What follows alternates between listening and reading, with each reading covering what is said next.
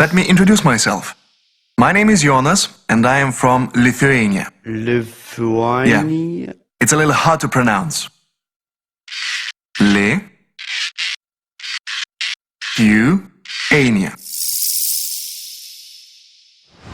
I should also mention that we are a member of the European Union. Well, recently we realized that Lithuania is one of Europe's best kept secrets. Most people's knowledge of Lithuania is a little fuzzy. Yeah, something like that. Do you want to see what it really looks like? Well, one reason Lithuania is such a nice place to do business is that it's an unbelievably nice place to be, to live, to work, or just to hang out. Lithuania is a small country, just over 3 million people and only 300 kilometers across. So we can drive from one side to the other in under 5 hours. We are very proud of our rich history, which dates back 1,000 years.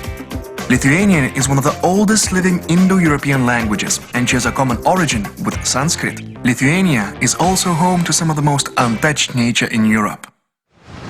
Emerald green meadows, towering forests, tranquil rivers and crystal clear lakes. The Baltic Sea with its golden beaches, medieval castles, remind us of our glorious past and fight for freedom.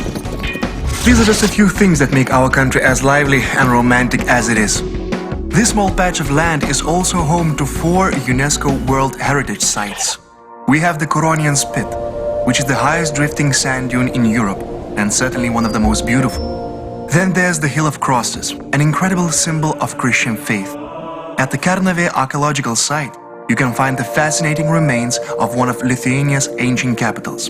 And then there's the historic center of current capital. Believe it or not, Vilnius has one of the largest surviving medieval old towns in Europe.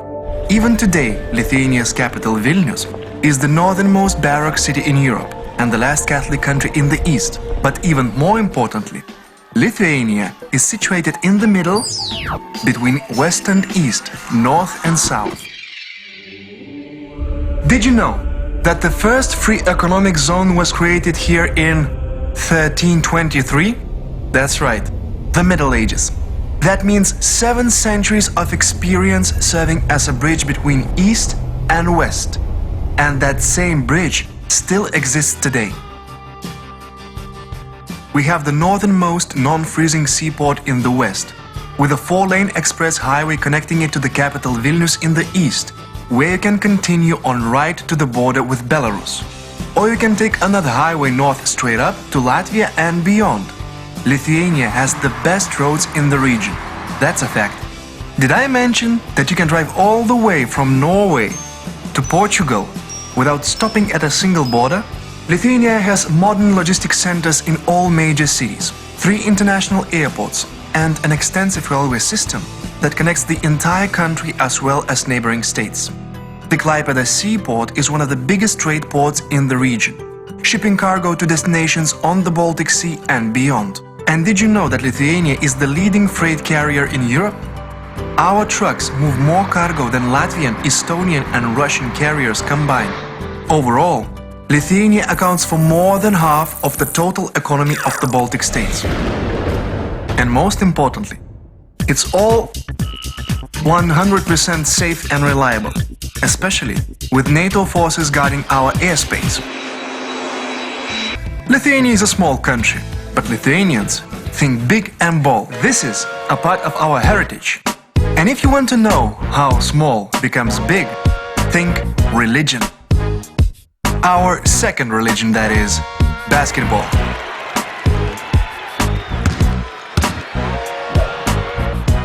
We're crazy about basketball. And we're good at basketball. Because basketball is teamwork. Lithuanians are known as team players who can think and play at the same time. And our passion is not limited to basketball. It's part of us, both on and off the court. Art and science have always been a priority in Lithuania, which probably explains why more than 10% of the population is enrolled in either a college or university, studying predominantly business management, social sciences, law and engineering. In fact, The percentage of population with higher education in Lithuania is twice the EU average. By the way, 9 of 10 Lithuanians speak at least one foreign language, whether it be English, Russian, German, French, Polish or Chinese.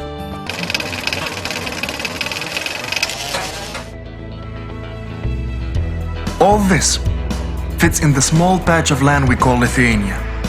We've already been here for 1,000 years, and we'd like to spend the next millennium with you as our dear guest and friend. Basically, Lithuania is exactly what you'd expect a Northern European nation to be. Small, but sound.